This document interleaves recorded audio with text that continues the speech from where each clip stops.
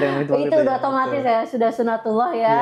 Ada ngapain sih perempuan gitu kan masuk ke dunia politik, jadi calon dewan lagi caleg ini itu, wah ini kan politik kan kejam, wah politik lah pokoknya.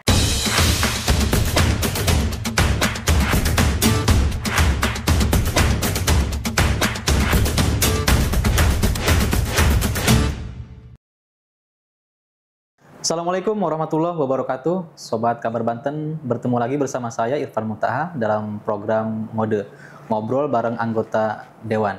Nah, kali ini saya akan berbincang langsung dengan anggota DPRD Kota Cilegon dengan Ibu Hajah Khaidatul Sita. Assalamualaikum warahmatullahi wabarakatuh. Waalaikumsalam warahmatullahi wabarakatuh, Kang Irfan. Gimana kabarnya Bu, sehat ya? Alhamdulillah, baik. Iya. Biasanya kalau politisi, karena sekarang sedang dihadapkan dengan pilkada, sibuknya luar biasa biasanya. Iya Bu, mungkin bagi kalangan di internal PKS, karena Ibu sebagai politisi dari PKS itu sudah tidak asing lagi gitu ya. Tapi bagi teman-teman aktivis perempuan di Provinsi Banten mungkin ingin lebih dekat dengan Ibu, maka harus kenal nih. Ini menyimpulkan bahwa Ibu adalah seorang aktivis perempuan lah ya, yang sukses di dunia politik karena sudah menuju 3 periode menjadi anggota DPRD Kota Cilegon begitu. Tingkat keterpilihannya tinggi. Dan bagaimana tuh sejarah Ibu kok bisa bertemu dengan dunia politik sebagai perempuan? Jadi ceritanya itu ketika saya usia 17 tahun diajakin sama kakak untuk masuk gabung dulu tuh Partai Keadilan ya. Di umur 17 tahun udah masuk partai? Gitu. Iya, karena kan mau pemilih pemula, ceritanya mau milih siapa nih gitu kan. Ya diajakin lah, cuman ikut-ikut aja awalnya gitu tuh. Kurang lebih kelas 3 SMA ya. Tapi setelah lulus dari SMA saya matengin itu ketika di kampus.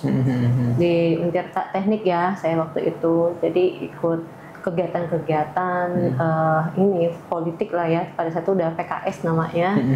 Ya alhamdulillah gitu, dari ngikut-ngikut terus kajian pekanan segala macem gitu. Hanya sebatas untuk kajian dan ikut organisasinya saja ya gitu kan, tidak ada keinginan untuk menjadi anggota dewan atau apapun, tidak ada, belum terpikir sampai tidak sana ada ya, sama sekali tidak ada seperti itu gitu kan. Bahkan setelah lulus kuliah ingin bekerja di BUMN gitu kan.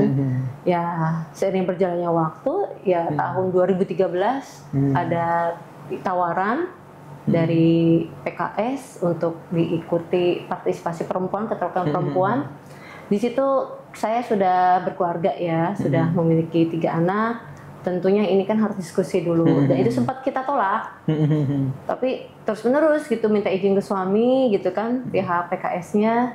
Ya saya bilang nanti saya sholat istikharah dulu lah gitu kan. Sholat istikharah di situ 7 hari 7 malam baru dapat petunjuknya ya gitu kan.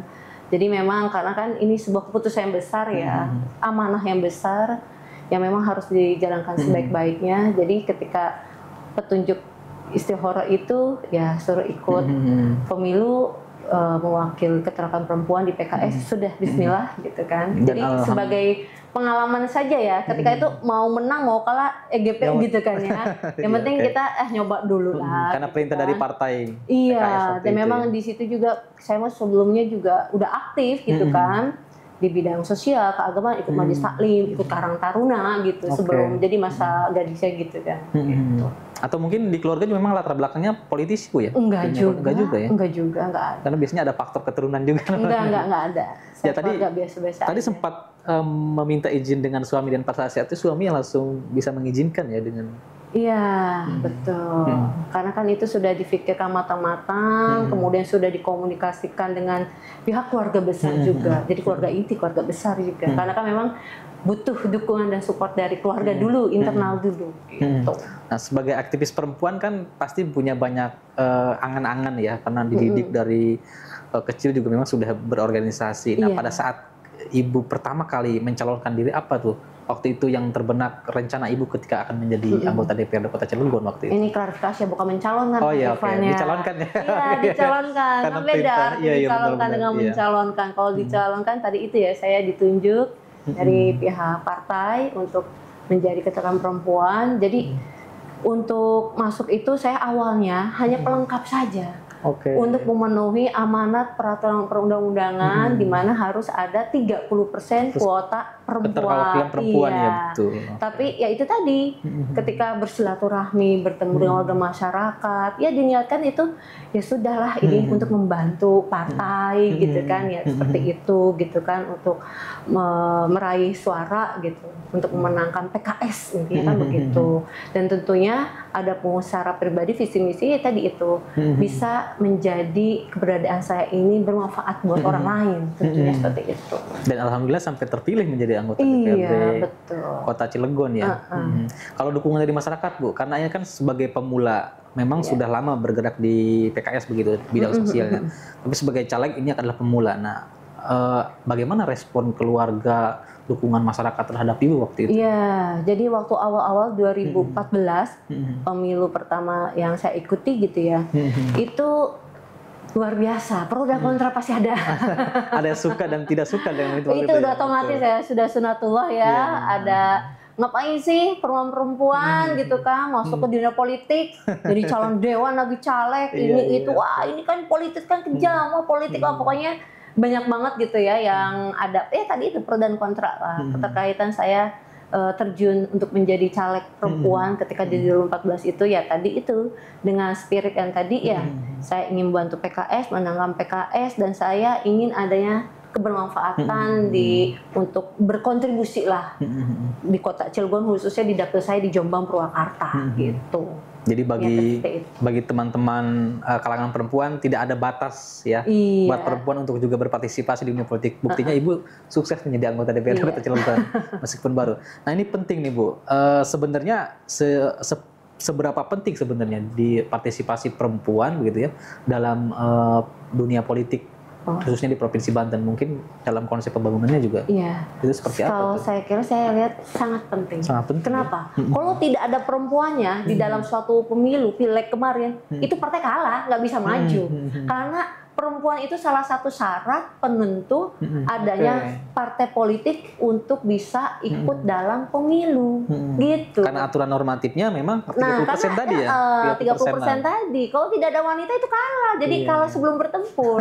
Jadi artinya keberadaan peran perempuan di dalam dunia politik itu sangat-sangat penting, gitu kan. Dan tentunya kita bisa ketika sudah menjadi anggota dewan ya tadi itu bisa memantaskan diri kita untuk bisa mengadvokasi aspirasi dari masyarakat. Dengan peran penuh sebagai wakil rakyat begitu ya.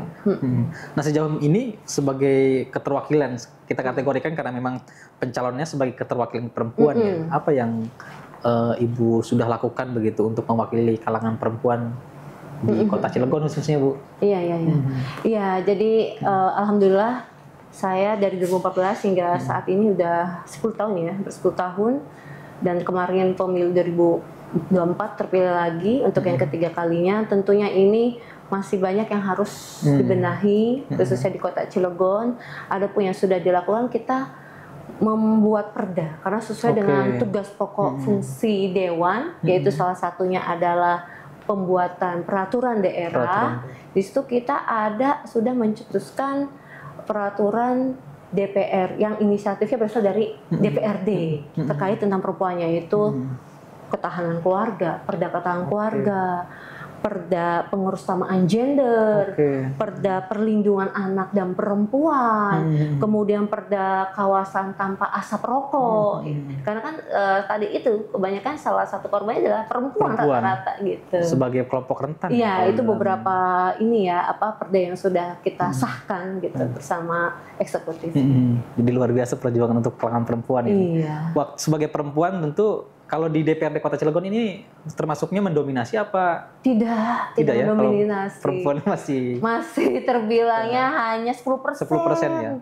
Jadi belum 30% keterwakilan di DPRD Kota Cilegon. Karena 10%, apakah ketika perjuangan tadi membentuk peraturan daerah ya, banyak yang kontra begitu dengan pendapat Ibu tentang bagaimana? Alhamdulillah sih tidak ada yang kontra ya. Dewan yang laki-laki mensupport sepenuhnya lah gitu kan untuk melindungi kaum hawa. Karena laki-laki juga mencintai kalangan perempuan. Ya Ibu, sampai saat ini bagaimana implementasi perda yang sudah Ibu perjuangkan? Apakah memang sudah benar-benar dirasakan oleh kalangan perempuan di Kota Cilegon, memang masih ada hal-hal yang masih perlu didorong begitu untuk beberapa tahun ke depan. Iya, untuk implementasi Perda sendiri itu kan memang yang dilaksanakan oleh pihak eksekutif ya, dengan dinas terkait ya pelaksananya. Nah, disinilah kita peran fungsi controllingnya, pengawasannya dari berjalannya implementasi pelaksanaan Perda tersebut gitu. Satu itu contoh. Saat ini yang Perda kawasan tanpa asap rokok, saya bilang ini belum optimal, gitu, belum berjalan secara maksimal. Kenapa? Karena memang ini harus didukung dengan infrastruktur yang ada. Contoh ini kan, kalau di perkantoran ya di ruang ber-AC seharusnya tidak boleh merokok, gitu kan. Tapi faktanya masih ada. Kenapa? Karena ini belum ditunjang dengan seharusnya ada tanda lah minimal dilarang merokok, gitu kan. Seperti di kawasan rumah sakit seperti itu kan, semua patuh disiplin dengan itu gitu. Atau harusnya mungkin UPD menyediakan ruang khusus rokok. Iya betul, ada ruangan khusus lah buat perokok gitu. Kemudian kita juga kan untuk melindungi kaum perempuan yang mungkin sedang menyusui, kita disediakan ruang khusus untuk menyusui gitu. Tapi kalau kita lihat di Kota Cilegon ini masih ramai. Belum, iya tadi itu kata saya, belum optimal. Terus iklan-iklan rokok juga masih banyak. Iya. Kayak ada yang tidak bisa dihindari itu ya. Ya begitulah. Bicara soal perempuan ini memang agak panjang nih Bu ya kalau bisa perempuan. Pertama juga seperti yang kita ketahui kan, yang namanya perempuan yang bekerja di luar negeri itu sangat banyak lah di Provinsi Banten, bahkan kasusnya juga sangat mudah ditemukan begitu. Nah ini apa yang menurut Ibu yang memang perlu dibangun oleh pemerintah begitu dalam menjaga agar perempuan yang menjadi TKW lah begitu ya, itu tidak terjerumus ke jalan yang tanda kutip ilegal begitu ya. Ya karena kan kasus yang terjadi itu kebanyakan dia berangkat karena tidak melalui yang resmi begitu. Bagaimana Ibu melihat itu sebagai aktivis perempuan, Bu?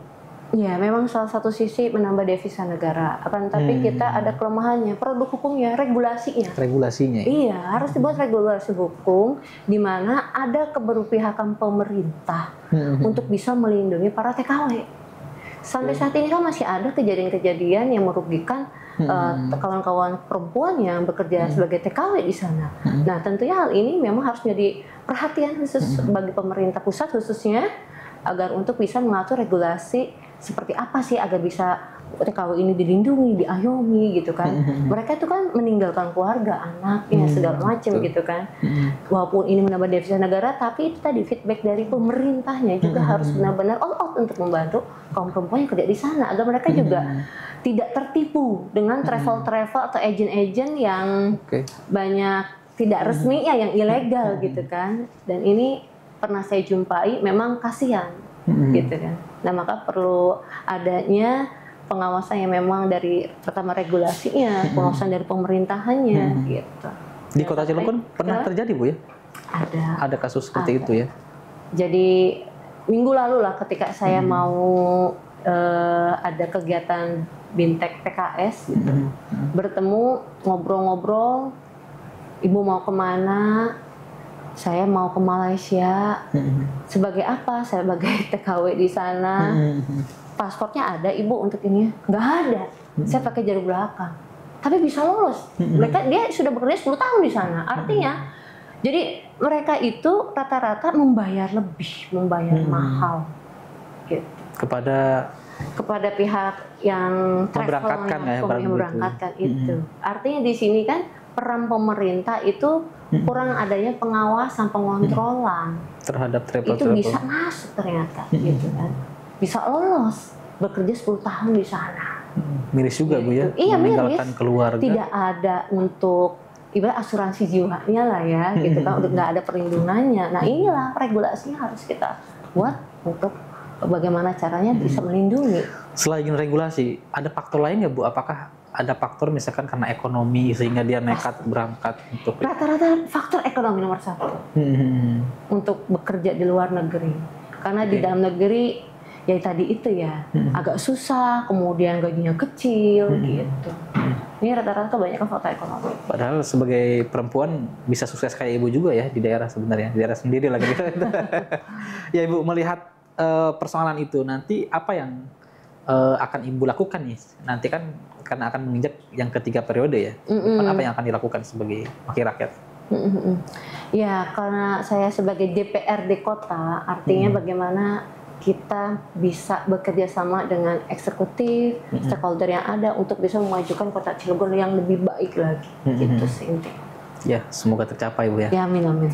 Dan kota Cilegon sepertinya PKS sudah mulai mendominasi. Ya, alhamdulillah, mudah-mudahan sebagai wakil rakyat di pilkada nanti. Iya, baik Sobat Kabar Banten, itulah perbincangan saya dengan Ibu anggota DPRD Kota Cilegon dari fraksi PKS. Nanti kita akan lanjutkan perbincangannya setelah yang satu ini.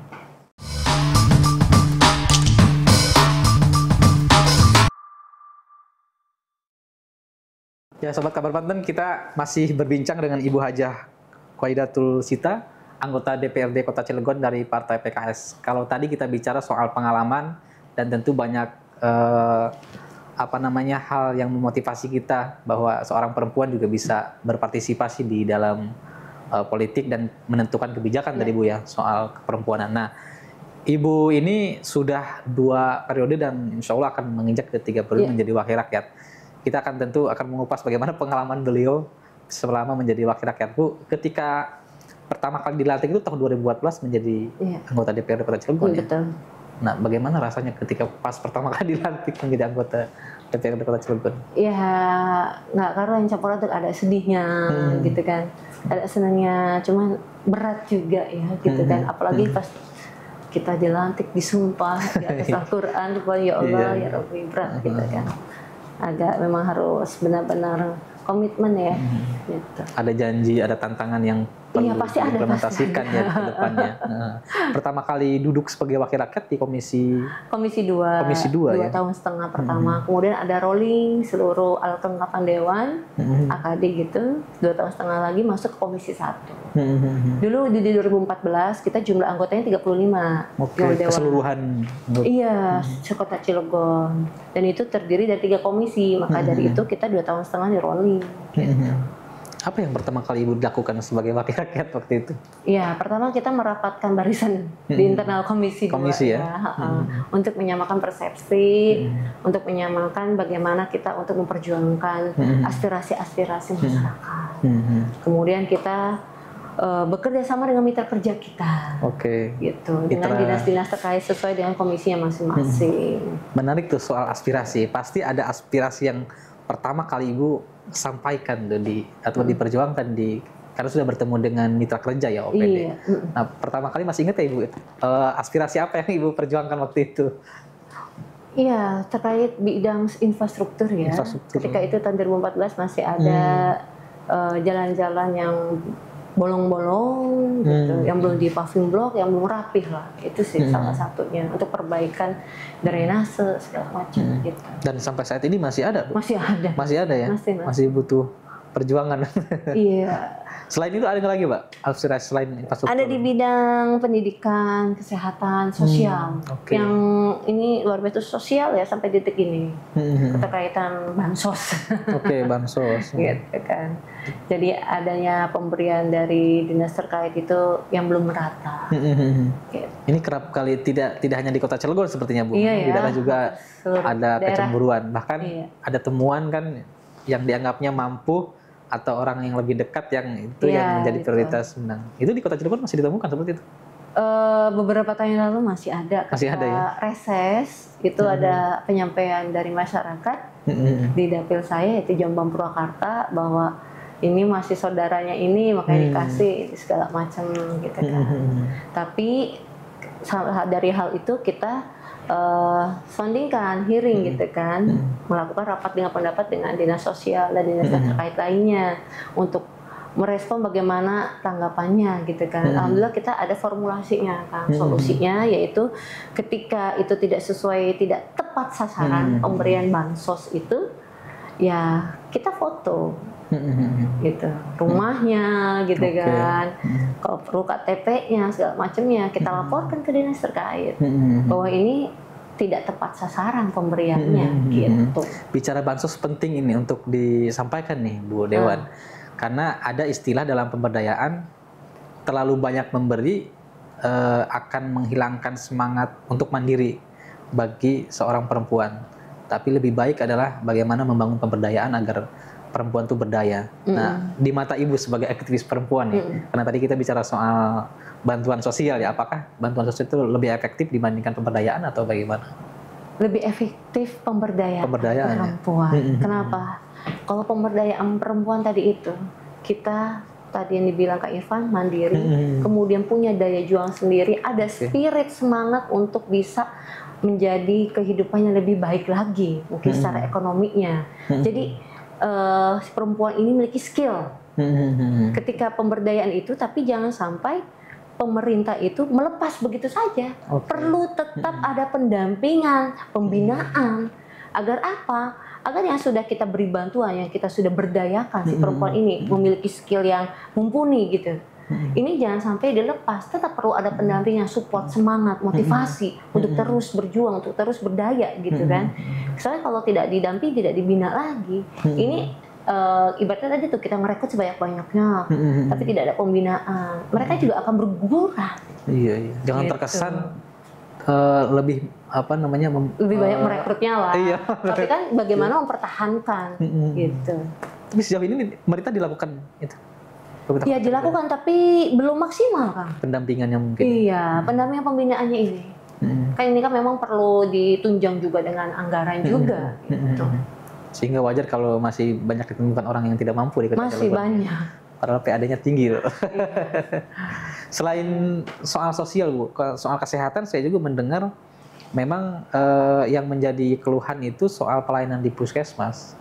Puskesmas dan puskesmas katanya kadang pelayanannya yang kurang ramah, yang masih jutek ya, orang sakit di lainnya begitu kan. Apalagi kalau itu masuk ke kategori BPJS, pasien BPJS. Ya ini tadi saya sudah sondingan juga dengan Dinkes, RSUD gitu kan, agar jangan pilih kasih gitu kan terhadap pasien BPJS maupun pasien umum gitu kan. Ketika pasien BPJS mereka dipandang sebelah mata. Seharusnya kita ini tim medis, tenaga medis itu kan melakukan tindakan sosial ini kan memang sukarela lah ya gitu.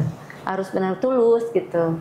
Jadi memasang tampangnya itu jangan jutek gitu ya. Harus ramah gitu. Karena namanya kita menghadapi orang sakit tentunya banyak keluhan.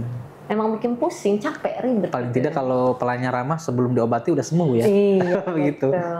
Karena berbagai macam persoalan masih ditemukan selama reses Bu ya. Apa yang kiranya perlu diperbaiki secara umum oleh pemerintah Kota Cilegon dan PR pentingnya begitu. Karena ini kan akan terpilih pemimpin yang baru Bu ya di Kota Cilegon. Apa kira PR yang paling penting ke depan untuk Kota Cilegon? SDM-nya. SDM. Sumber daya manusianya. Pertama itu. Kenapa?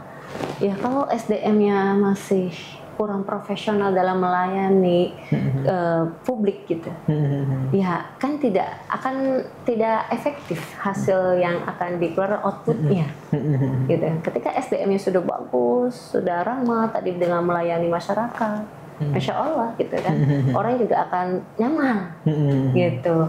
Kemudian kinerjanya otomatis kan akan mengikuti, gitu. Ketika SDM-nya bagus, kinerjanya pasti akan mengikuti, disiplin waktu, kemudian tepat waktu segala macam, gitu. Insya Allah gitu. SDM kuat, ya, Kota Cilegon betul. Maju. Kemudian sarana prasarana tentunya ini juga harus ditunjang agar lebih baik lagi pelayanannya, gitu kan. Oke.